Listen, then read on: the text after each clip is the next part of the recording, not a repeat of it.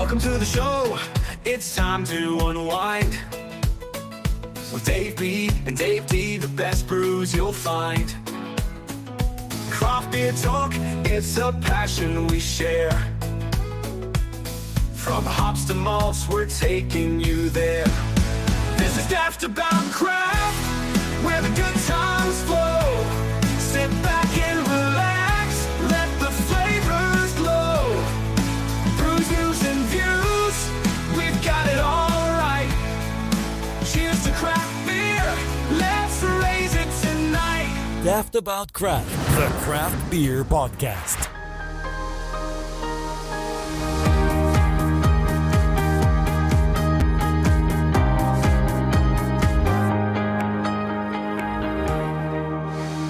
Well, spring has pretty much sprung, and we're back. Me, Dave D. And me, Dave B. With episode 80, yes, 80 of Daftaboutcraft, the craft beer podcast. It seems like a bit of a milestone, 80 to us, doesn't it, Dave? Well, it's 80 standard episodes as well. When you factor in bonuses, we're probably closer to 90, aren't we? Yeah, maybe even beyond. Anyway, what have we got coming up on this episode? We are talking to Sam Mills from Wookie Brewing, who is a bit of a born entertainer and doesn't know it.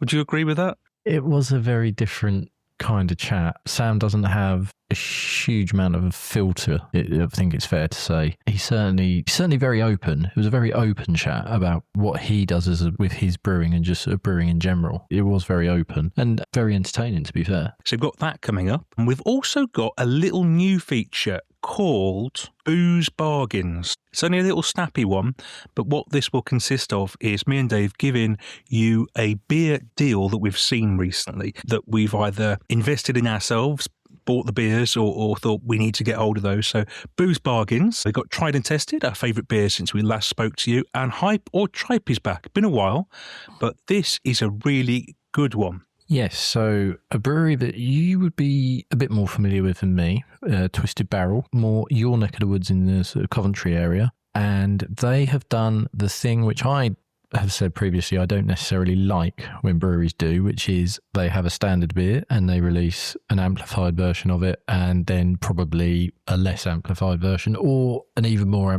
but basically same recipe, different ABVs. However, Twisted Barrel hopefully have done something a bit different with their standard flagship beer. I think we're going to have two each. One is a dipper, one is Puxel, which is using New Zealand hops, and the other one is the one that seems to be the most controversial. Yeah, an ice cream version, isn't it?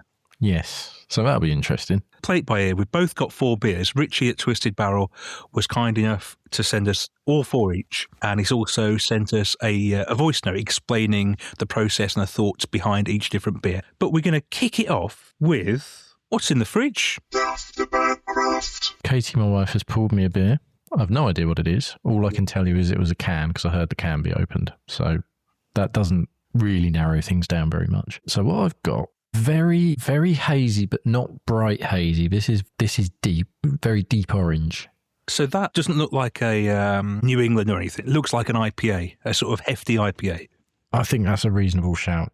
No head. It's been sat, but even when it came through, it didn't have a head to it. That's not a knock on the pour. I think that was just how it was. That's not got a hugely fruity nose. So we should just say these beers could literally be anything. Something that's lurking in the fridge. It could be a can of Foster's that's been there for 3 years, tucked around the back somewhere, or it could be an Impy Stout that's been sat on the shelf. We really don't know. These beers are poured at random. I've got one as well. So basically a complete blind taste test. It is. Mine is not a hefty IPA. Well, it's not, I don't think it is in the ABV. It's not got the body of it. It's not thick. There's definitely mosaic in there, he says confidently. Can't pick too much else out. I think this is in the session, some sort of mosaic-y. I don't think it's Simcoe because it's not really very bitter. There's mosaic and there's probably something else that's perhaps a fruity hop when used a lot of, but there's not much of it in here is my guess. So it's got some sort of stone fruitiness to it, but not loads. My guess is if it's 5%, I'll be surprised. Now, do you want me to do mine or do you want to do the reveal now? No, you do yours, because I'll see if mine does anything else while you're doing yours. Do you remember last time the actual can was wrapped in a dog poo bag? Do you remember? Yeah, Yes. We're moving on. This time, it's concealed inside a flask. Yeah. It's like a food flask. You know, It could be soup. yeah, it could be. Can is in there. The glass is here. So yellowy, orangey.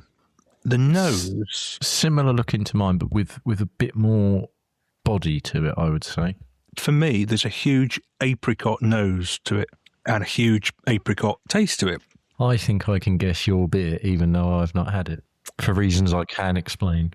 I know I've got a can in the fridge. Or did I send it to you? I know I've got an apricot beer in the fridge from Accidental Brewery in Lancaster, not Lancaster, got a tap room in Lancaster, Morecambe.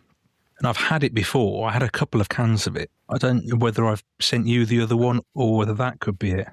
I'd say ABV-wise about 4.5%.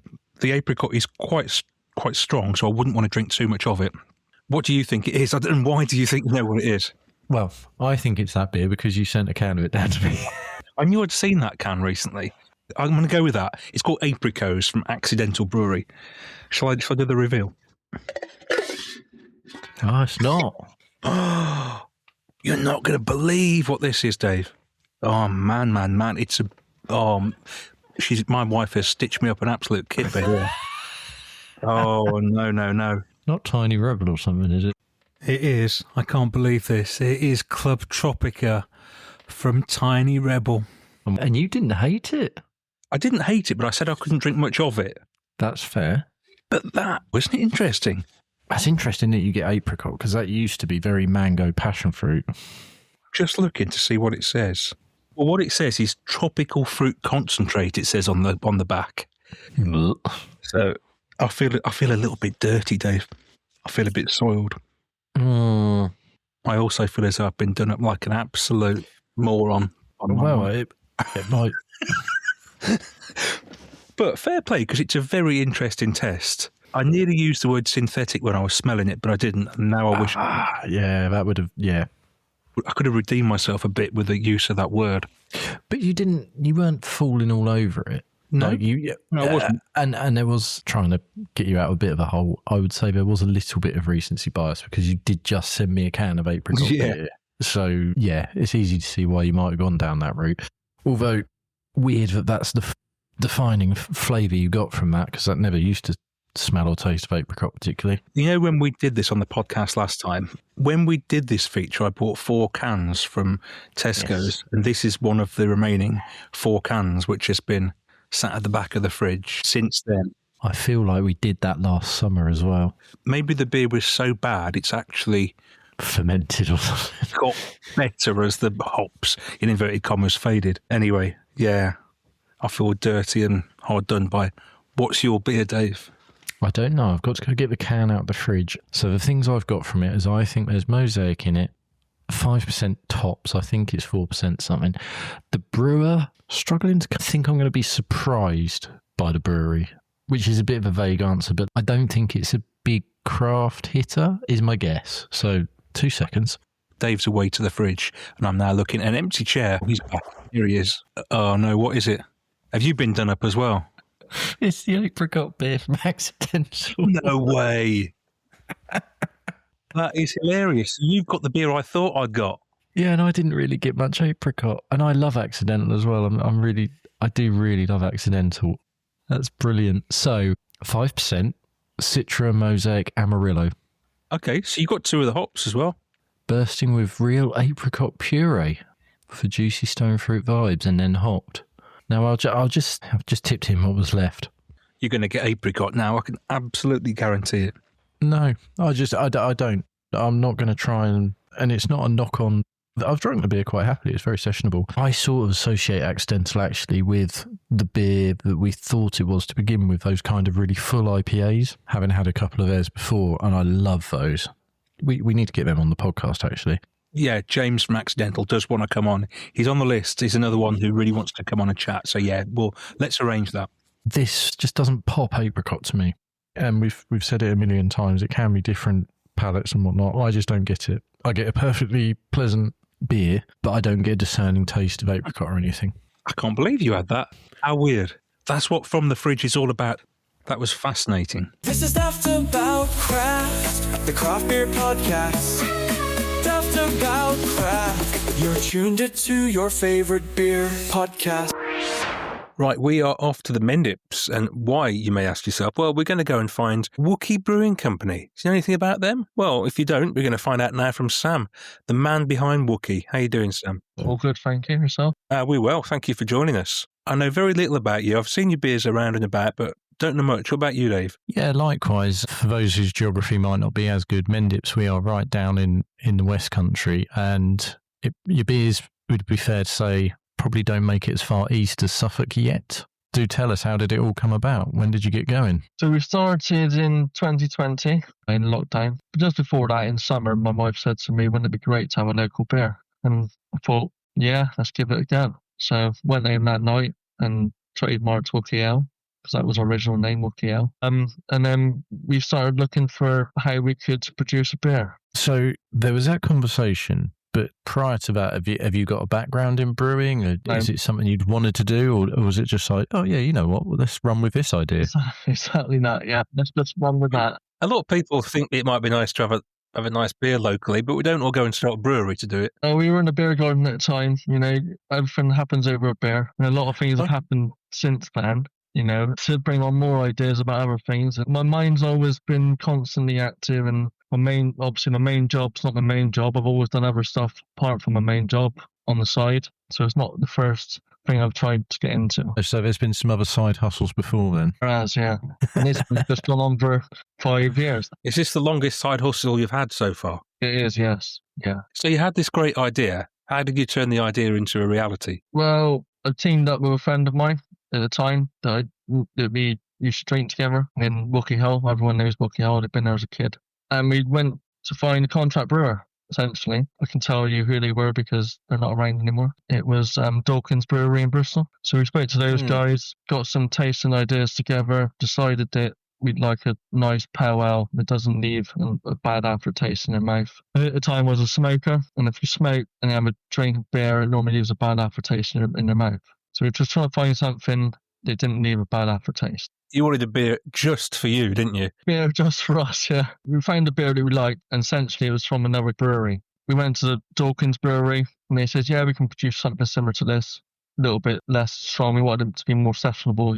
Going to the pub, have a 4.1% beer rather than a 5% beer, and at least have a few of them before you have to go in, So then that was it, really. It started from there. We started doing cask. We were doing around, at the beginning, we started with Which Way Home, doing probably about 20 casks every 2 weeks to local pubs. Then we expanded to Autumn Gale, which was one of our friends died, and we said we'd do a beer for her. She was like a local publican, and we named it after her. And it's like an amber beer. And then we brought out Knight's Templar, all pretty much in the same year. And then he dropped off in the end, my business partner at the time, and I had another business partner that jumped on board, and he owned a pub. So everything took off from there, really. So you'd got an outlet for your beer straight away in his pub? Yeah.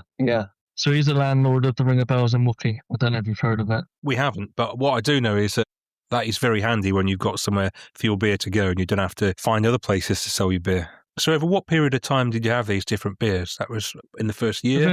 Within the first year, yeah. And this was all still, at this stage, this was all just being done as contract as well? Yeah, it was very much, let's see what we can play with. I looked back at a pamphlet that we had when we first started, and I think, God, we've gone on so much since then. It's just a little round oval with a broomstick on it saying Which Way Home. It's quite interesting though, because we had an interview previously with Ton Brewing, who Richard, the guy from them, is very open that he comes up with the recipes, but it is contract brewed for him. And it does seem, I don't know, perhaps as someone who started it and you've carried on and they're doing it as well, is this a good way if people like yourself, you have this idea, I want to brew, but I don't necessarily want to outlay for the premises and all the kit and all the expense that comes with that. I'm guessing it must keep overheads reasonably low as a starting point.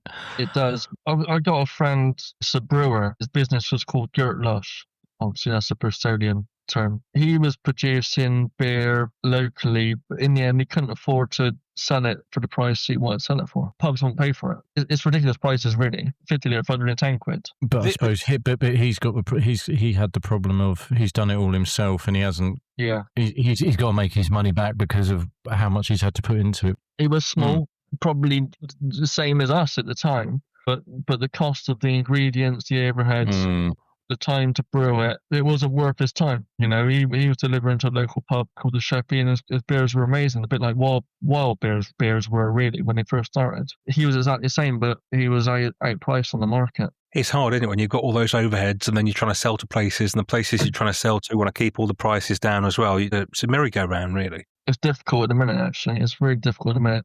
We're getting exactly the same thing. We try and help local pubs and businesses because we don't need to make a massive margin because me and my business partner aren't taking a wage out of the business. We're doing it as potentially a hobby, but in the long run to make the money. We're just putting money back into the business. And I think that's the model a lot of people use, and it goes on like that for a lot longer than you want as well. I bet when you started, you didn't think you'd still be doing that in 5 years' time. My wife don't think that either. So when did the sort of shift come about? Like, what's your setup now from where you started? When we initially started, we were storing the casks in my friend's shed. And then when we moved on from him, we went into cans, 330ml cans. Then we sort of realised there was more of a market in cans rather than just cask beer. Then we were using a local brewery, Frame Brewing Company. I'll mention names because that's what we are, Frame Brewing Company. So they produce our beers then in 330ml cans. We done Which Way Home in cans and Halloween Rift, which came off the back of a cave in Wookey Hole. If you look on YouTube, you'll see the finale of the can being crushed in the cave. So going from there, it was being stored in my shed. We had like 1,700 cans stored in my shed. And then it went from there to the pub, where we were doing 4 pallets of kegs and 166 cases of cans. Then we went to the 440ml cans, because it was worked out cheaper to have a 440ml can than to have a 330ml can. People always think, really? Yeah, it is. Yeah. And people didn't want to pay the margins on the 330ml can compared to a 440ml can. You know, we were selling 12 cans for probably £20 in 330ml. Now we're selling 12 cans to trade for £24. So how does it work then? So do you devise the recipes and give them to Froome on a brew day? Are you there watching, see how it all works? How hands-on are you with the whole process? We provide them recipes for our beers. We only hold around 1,000 litres of each product in can at a time. We've had a few problems with customers not liking it, we run out of stock, etc. But that's the way it is with small batch brewing, really. People might not say 1,000 litres small batch, but it is small batch to us, you know. So yeah, we just say to Froome, when you've got a space in your brewing session, let us know. Can you fit us in? And that's the way it's been working. So I guess that probably comes with a bit less stress then, because you're not brewing all the time. But does it come with a bit more stress in the fact that if you're like, oh, we could really do a brew day, and then Froome sort of are like, yeah, no problem, but you're gonna have to wait another 10 days, and you've got customers like you say that are keen for it. Does that sort of cause its own different kind of headache? So the previous brewery were like, yeah, we can provide you what you want when you want it. Great. So we were running out of stock on all our beers. They changed their boiler. They're a big brewery, like really big brewery. They used a yeast infection in their boiler, and it stopped production for them. Well, not for them really, because they had a lot of stock, but it stopped production for us, and we lost probably 10% of our customers over it. So he said, if you can't provide the goods, then we're going to have to go with someone else. You know, it's really hit us. Really hit us. And we've noticed it.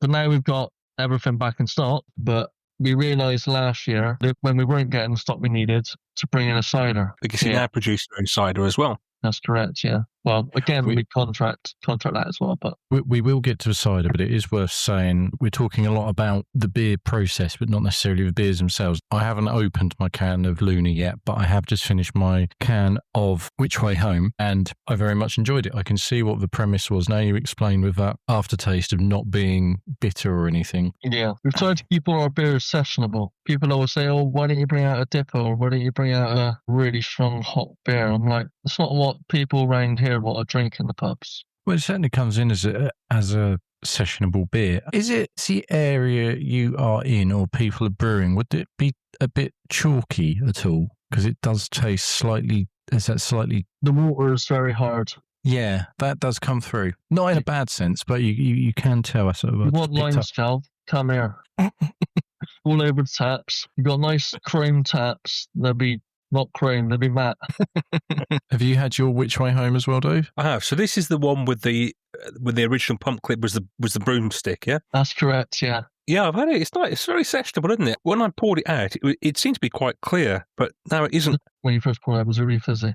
It was really fizzy, yeah, and it Yeah. looked like it was going to be clear, but there's a nice little haze to I it. was saying Actually, to the other day that there was a bit of an issue when we had the delivery and the whole lot fell off the back of a lorry. So that literally. was fizzy. Literally, yeah. We've had to put a claim in. It was, yeah, very fizzy. And a few customers said, well, that's a bit of a head on that. But I'm like, yeah, no, there's not really much we can do about that.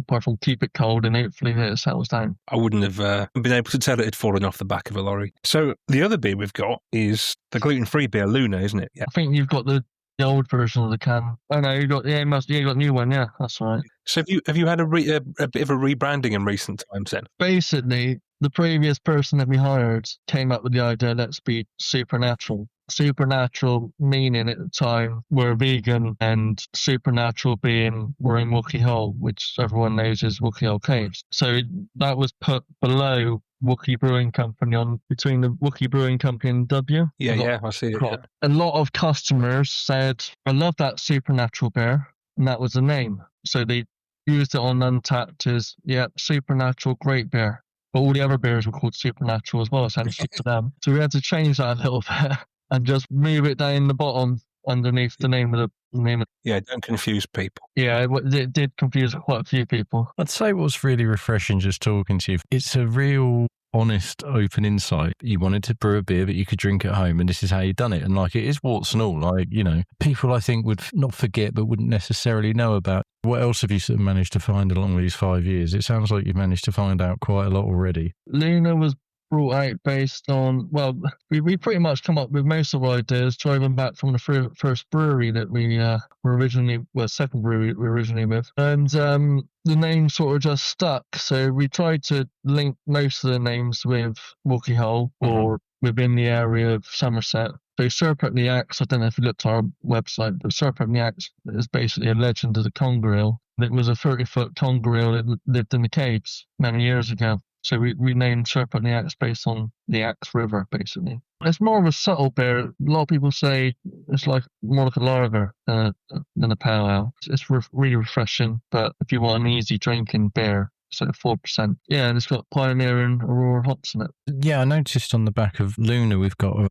Aurora and Fuggle, so you're sort of quite wedded to the more traditional hops, it feels like, rather than, you know, the latest New Zealand thing or whatever people are doing with that. You're sort of going British to go with British almost. It's just about making our beers sessionable. Mm-hmm. I've had a few beers in the pub. I say whenever I go in, I say to them, what beer is gone today? Say they've got over 24 beer on tap in there. Really good range. And I'm saying, said to him, I don't want a beer with stand my spoon up in it. That's not really the type of beer that I really want to drink a lot of. Mm-hmm. Or I drink where I can have 2 or 3 pints and go home and have a glass of wine. The beers you're brewing and you're making and the ones you want to go out and enjoy, the price of those isn't too bad. Whereas increasingly now it feels like a lot of beers are ever so expensive for a pint. Yeah. And you know, is it not just more convenient and more cost effective to sit at home and have some nice cans and then have a glass of wine, like you say, rather than going out for a night and spending 40-50 quid before you've even got going type of thing? You know, I think Verdun didn't help it because they brought out their really strong beer, didn't they? That was like 10% can, you know, and the local craft beer bars stopped them, and it was like, buy this can for £12.50. I'm like, I'm not paying £12.50 for a 440ml can. Yeah, but people would. That's the trouble. A lot of people do. Yeah. People's budgets are stretched so thinly now. Can people still afford that? We've noticed a massive drop in sales online compared to last year. Really? Massively, yeah. Probably at least 50%. Wow. Well, that's interesting. You know, we started Amazon online just to try and get our name out there a little bit. We've started doing free delivery on our cases now of beers from our website, just to try and get people back, try and make less of a profit than the big boys. So you can get your beer through Amazon? Wow. Neat. I think Vocation are on there and a few others. I haven't looked in a little while. So I'm going to be really nosy now because I love this stuff. How much of a cut do they take? I think on a case of 12, it was £5. And a case of 6, it was about £3. But then obviously you got to factor in delivery. And I thought, actually, I better put the prices up a little bit more. But it's a way of getting your beers out there, isn't it? And to a potential new audience as well. The thing is our website, we try and keep prices low on beer. I think we're about £38 for a case of 12. But then you got to try and factor in the fees on Amazon then, and £38 plus free delivery plus £5 on top, you're looking at 43 quid.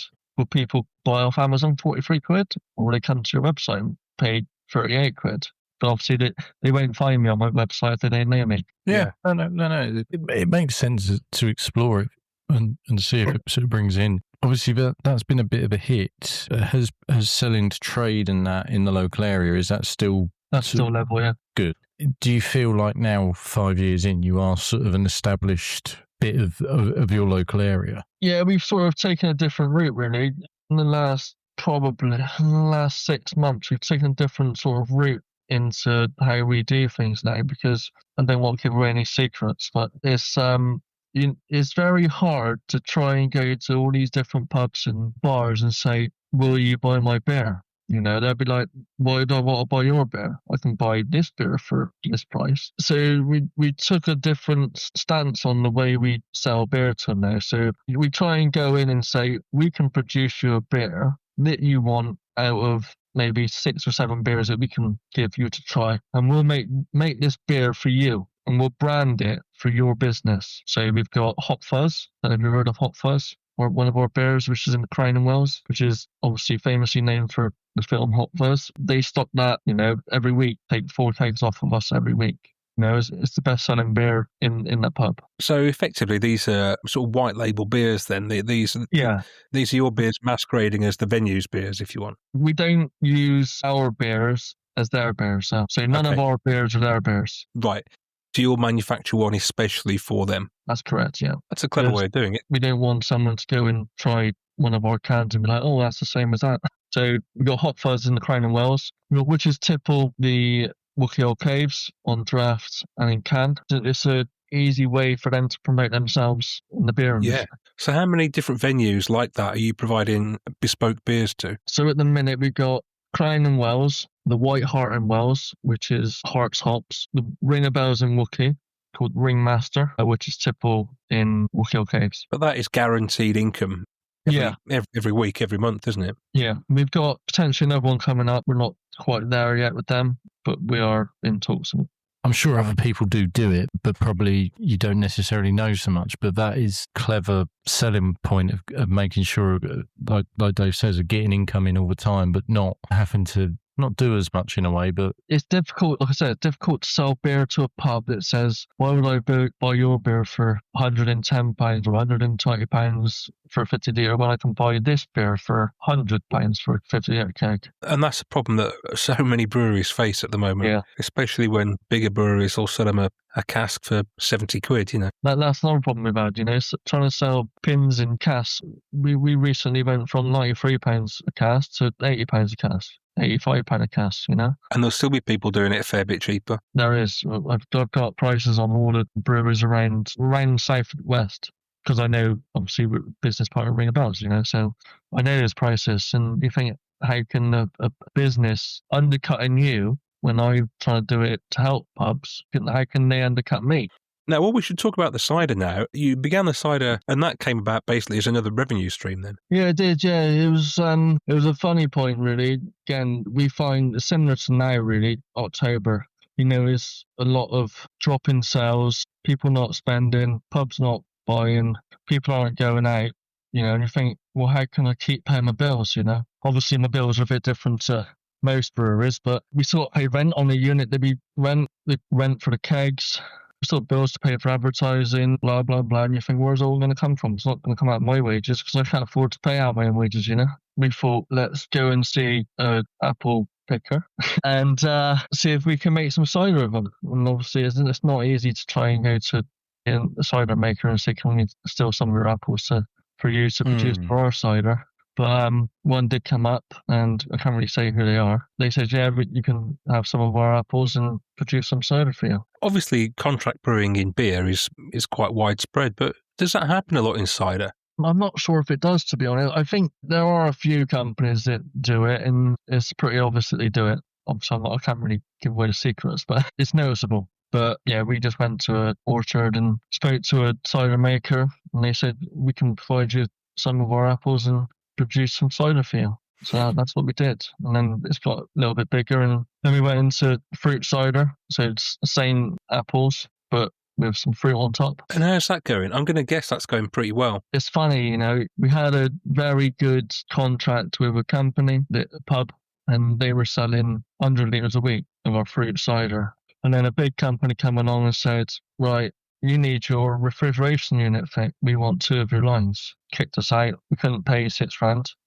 We can't pay £6,000 for a fix of refrigeration unit. They were probably making a bigger margin on our cider than they are on having 2 lines of their beer, So unfortunately, sort of lost out on that a little bit, but there's nothing we could do. Obviously, with the contract brewing for beer, you sort of go, right, this is what we want it to taste like, this is the idea, this is the recipe. Is there as much sort of range within inside of it you can do it, or did you have an idea of what you wanted it to taste like, and how do you get that? A bit difficult for me, so I'm not a cider drinker.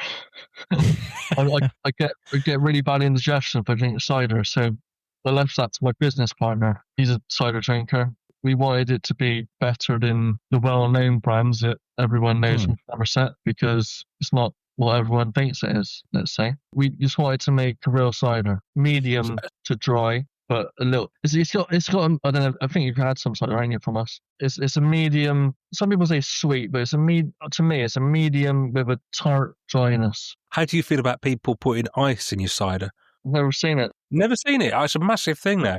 People shoving ice in beer and cider and all sorts. The one thing that I had the problem with a few months ago is I went to a pub and I said, can I have a lager with blackcurrant in it? And they give me a pale ale with blackcurrant in it. And I was like, this ain't the same. This ain't the same. What did that taste like? Not great. I had to give it back. So how is the cider business going compared to the beer side of things? Which are you enjoying the most, and which is the most profitable for you? Most profitable is cider by far. Beer. So I'm looking at last year's sales above me. For last year, we sold 18,372 litres. And then end of August last year to the end of the year, we sold 3,000 litres of cider. And then the year before that, we sold 15,000 litres of beer. So 3,000 litres up compared to the previous year. So it's an upward trajectory with all this stuff. Yeah. We've sold more cider this year than that beer, put it that way. Wow. Yeah.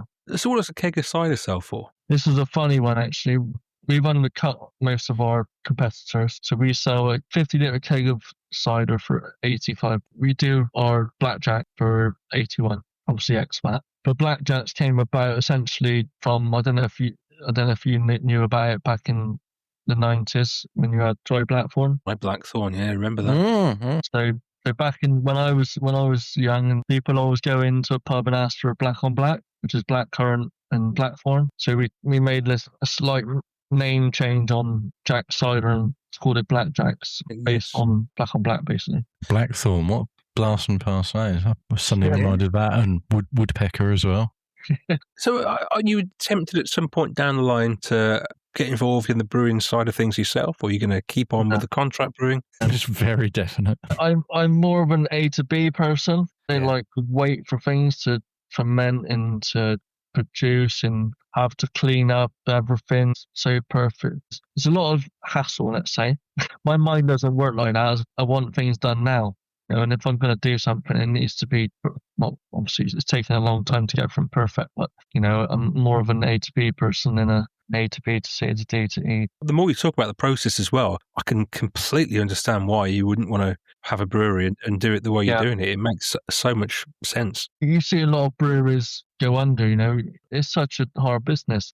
We keep throwing money at it, and you think, when do you stop throwing money at it? We put 70 grand into the business, it's not, that's a lot of money to a lot of people. And you think, well, when are you going to get a return? But, you think you've got to keep at it sometimes. And sometimes I wake up thinking, should I keep putting money into it? But I think we're at a position now where we've got what we want, and out of the brands that we've got. We're looking to bring out a lager, like a prohibition lager, which is obviously not the sort of lager you'd see nowadays. Just to try and bring something different to the pubs. There's a lot of pubs right our way, unless they're like a new age pub where the younger generation go. They've got the Carlsberg, the Stella, the Madry is on tap, and I don't want to go to a pub and have a Stella there and a Madry there. It's not what I want to drink these days. You want something different. I know a few people that go to a pub and drink Carlsberg wherever they go. It's like, come on, man.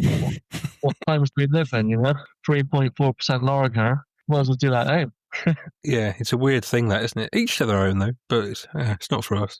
So many different options out there now. I used to go to pubs and people say, well, why are you drinking your own beer? I'm like, because it's got a sell in it, But now I go and try different people's beers in pubs because it's not just about drinking their own beer, is it? We're drinking the same beers all the time. I think, I agree. You've obviously covered a lot in the first 5 years of being Wookie Brewing Co. Where do you see it in the next 5 years if it could all go to plan? That's a good question. That's not really a good question for me to answer, to be honest.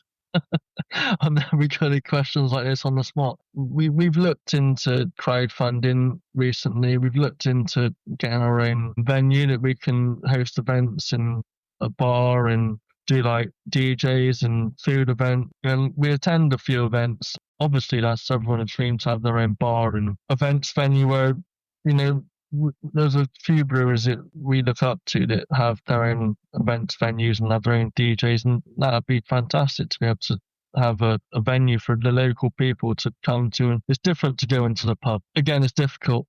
Money's not there. Money's tight for everyone at the minute.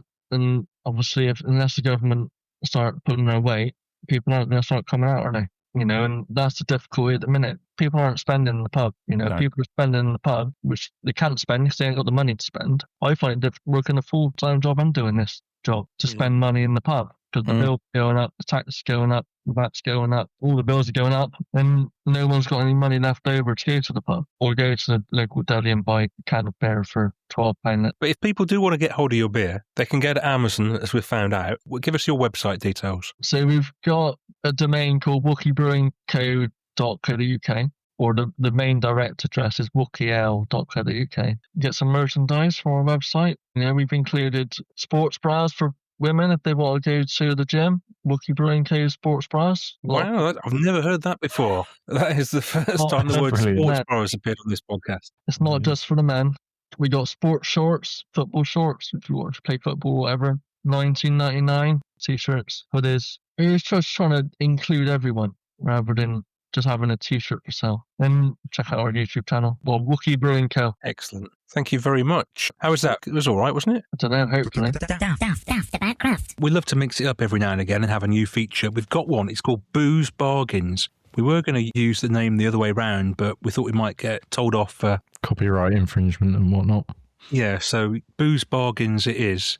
Dave, what's your booze bargain this time? My booze bargain comes from Shiny in Derbyshire, who haven't had any of their beers for a little while, and I wanted to get some fridge fillers for hazies, and that is really what they do. I know they do a few other styles, but I associate them with hazies. I've ordered from them before, and I noticed they were doing a spring offer, which is 8 beers for £31, and that also comes with a glass, and a rather nifty little glass as well. It's a little bit different. Worth pointing out as well, you then do have to pay the £6 postage and packaging on top, but still, 8 beers for less than £40 these days in craft isn't bad.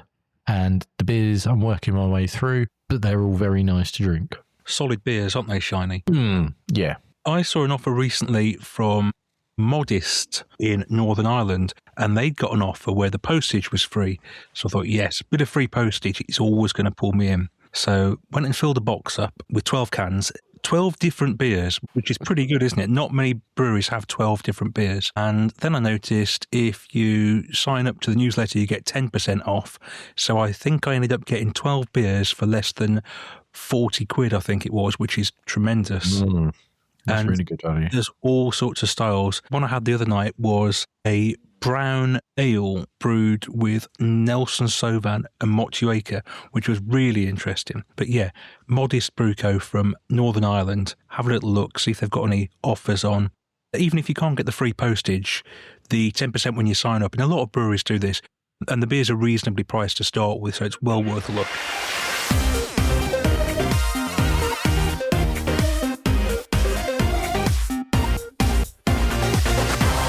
As time goes on, me and Dave talk about how Untapped is becoming less and less relevant for us, and we forget to check beers in, and we're not the great checkers we once were. But we still like to do a little feature called Tried and Tested, where we look back at what we've checked in and pick our favourite beer. So, Dave, what have you most enjoyed drinking? I'm actually thinking of the two beers, which one can I still remember? And the one I can remember the most is by Brewshed, who are a Bury St Edmunds-based brewery. They've been going a few years. Their beers don't probably go out much outside the area. You can get them in cans.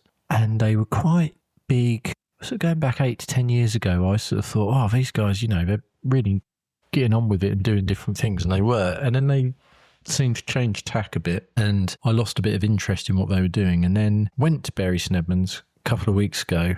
And there's a nice pub stroke restaurant in Bury called the One Bull, and they stocked their beers and they had their table beer on, and it was only 2.7%, but it was a really, really good table beer, really nice and full, really nice and fruity, and you'd have no clue you were drinking a table beer type thing. That could have easily been a session pale. And I'd also had another one of their beers a few months back, the last time I was in Bury, which was a New England beer, and that was very, very good as well. Their stuff's really, really good on tap. I think looking at their range, they've got a few other nice bits and pieces about now. So yeah, I'd probably like to get hold of a bit more Brewshed.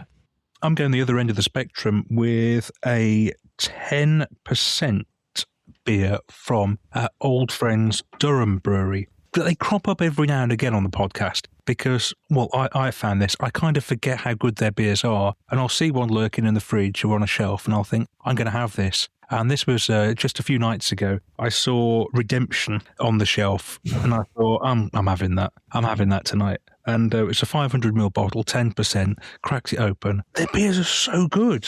It's classed as an old stock ale. And it's just, I'm just trying to look what I wrote about it. Belgian yeast, so it tastes Belgian-y, and it does taste strong. And I'd had a couple of pails, and this was a nice way to end the night. And I didn't even share any with Lisa. I had the whole bottle to myself, 10%, and then just went to bed, nice and content. What a beer, Redemption from Durham. It's a really timely reminder that they make great beers. They've been going for 30-odd years, but what a great brewery. Daftaboutcraft, powered by Craft Brew Festival. Nationwide beer festivals with a difference.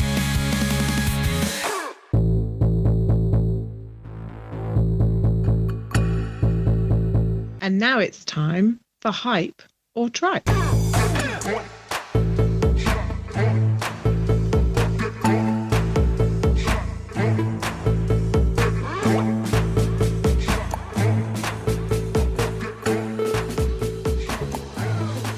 We've been sent to Coventry, which is usually not a good thing, but this is a good thing, because we've been sent to Coventry to taste some beers from Twisted Barrel. 4 beers we've got.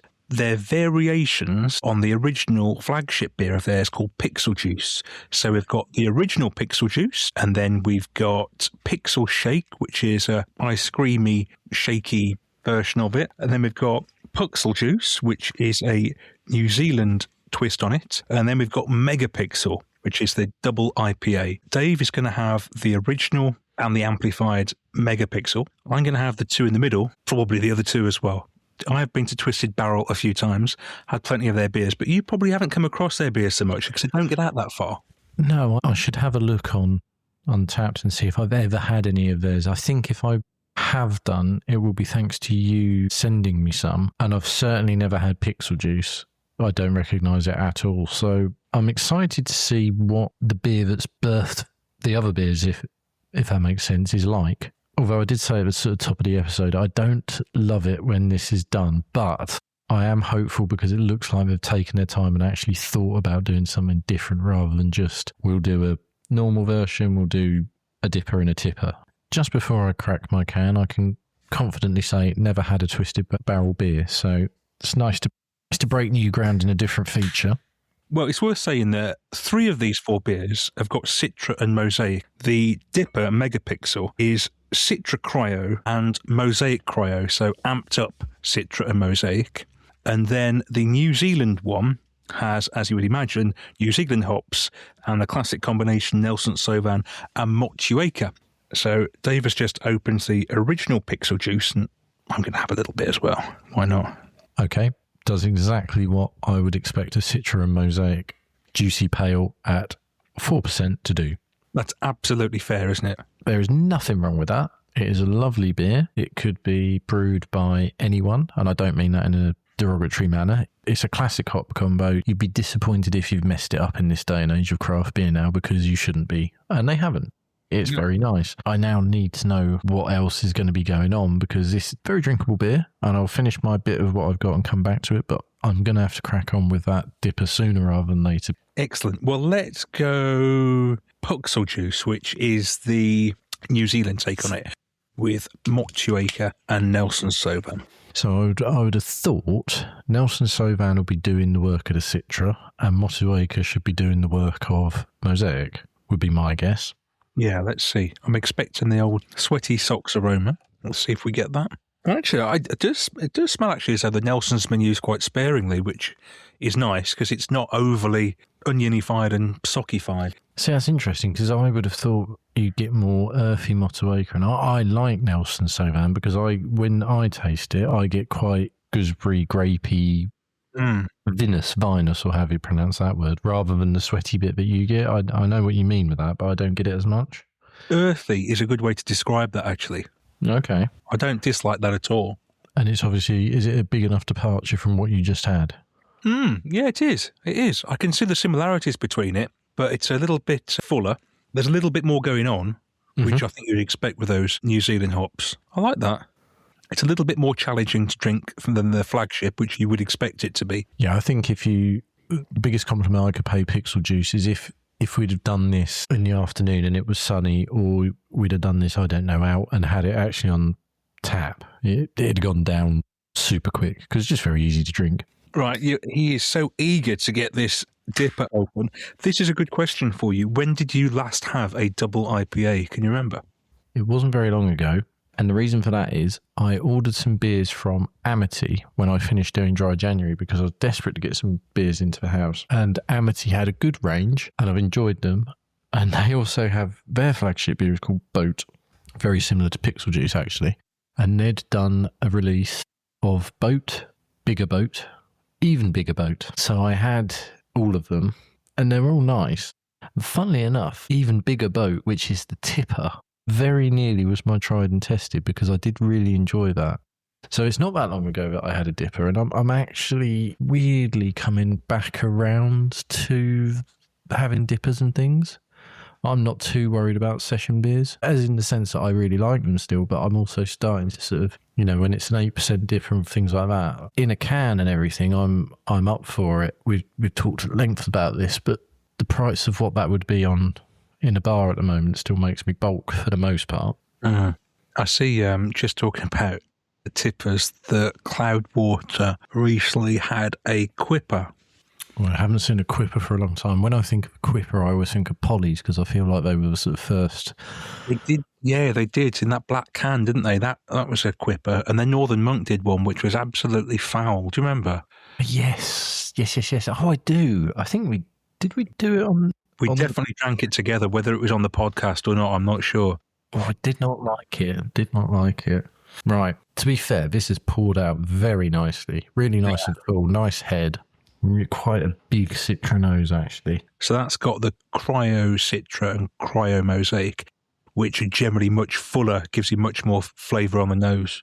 Softer, surprisingly. It's a bit softer than normal Pixel Juice, I would say. Bit stickier, as you'd expect.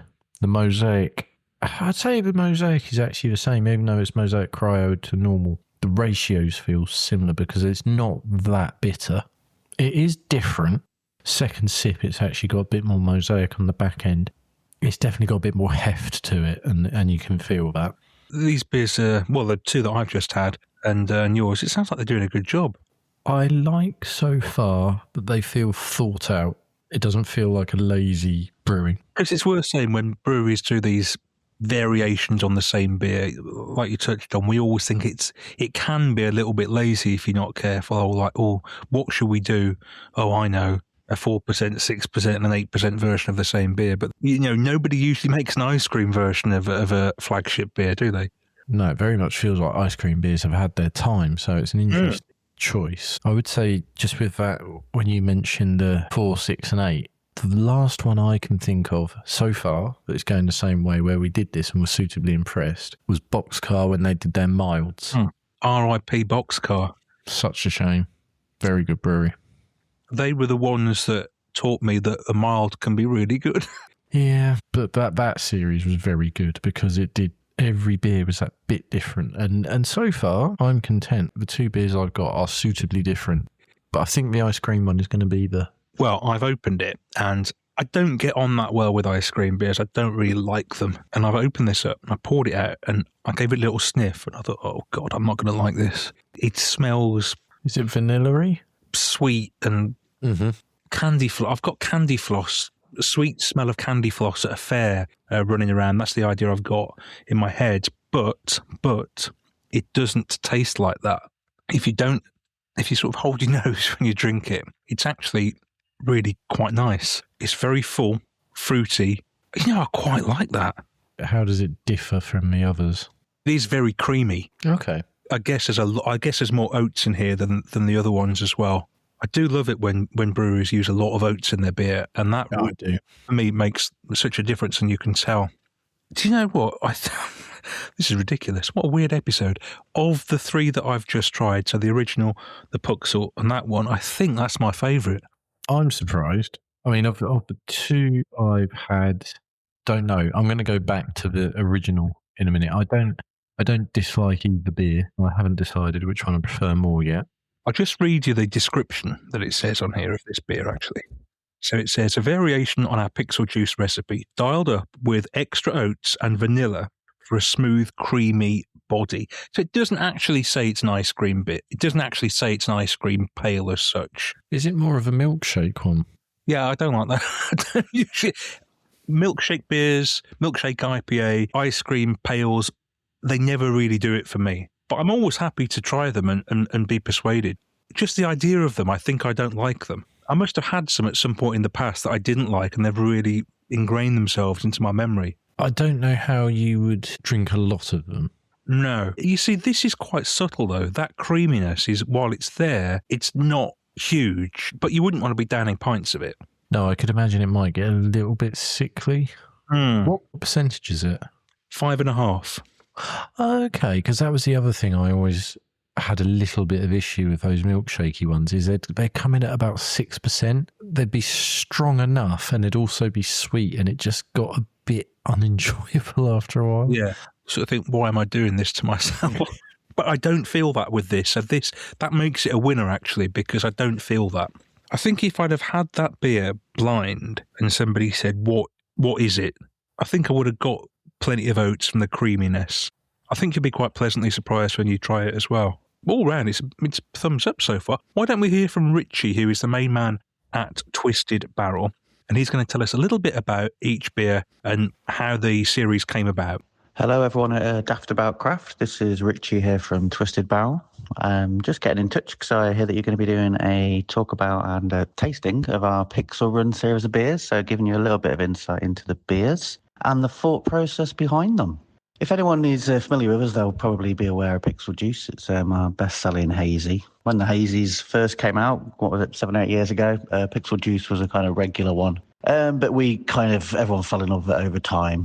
It's your basic citramosaic hazy, really. It's got that kind of flavour that everyone knows and loves. It's that kind of ultimate go-to session beer. Now, we're all kind of early adopters in the craft beer movement, getting into it around the time of the rise and, well, now fall of Brewdog.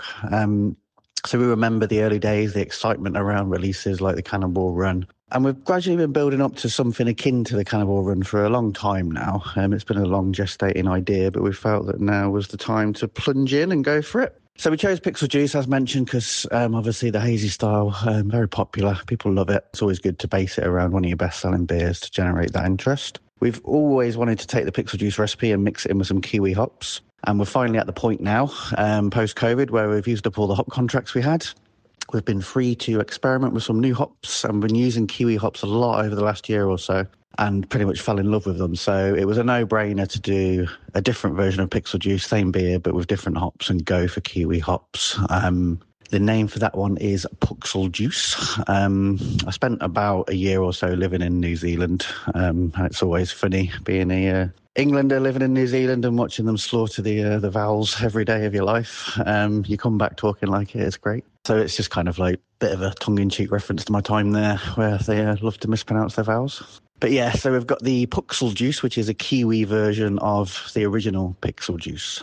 We also wanted to have a mid-range IPA version of Pixel Juice within the run. And ahed over that quite a lot, whether to just do a stronger version of the Citra Mosaic original. But one of the Pixel Run beers we had done before was Megapixel, which is a double IPA version of Pixel Juice. And so I felt like we should do something different for the middle beer in the run, really. Hence, Pixel Shake was born. And that comes back to, obviously, Pixel Juice, whilst being named after a Jeff Noon short stories book from, 15, 20 years ago now. He's a cyberpunk author from Manchester. The juice part of it obviously relates to the hazy style, but also juice as a breakfast drink and shakes a breakfast drink. So I kind of dreamt up this Pixel Shake version, basically. The normal approach, obviously, with doing the more milkshakey type IPAs would be to use lactose, but we don't use any animal products in our beers. So whenever we come to a kind of milkshakey style of beer, we really ramp up the oat content to about 35-40% and use vanilla pods at about 1.2 grams a litre. And that normally gives us something around, that milkshake kind of style. So, yeah, we took the Pixel Juice recipe, we dialed up the oats, we replaced all the wheat with oats and dialed up the oats even more, and then added a lot of vanilla into the mix post-fermentation as well. It still has the kind of characteristic dry finish of Pixel Juice, but we've added sweetness and creaminess from the vanilla, so it's still, really nice and drinkable, but just with that extra soft, sweet touch to it.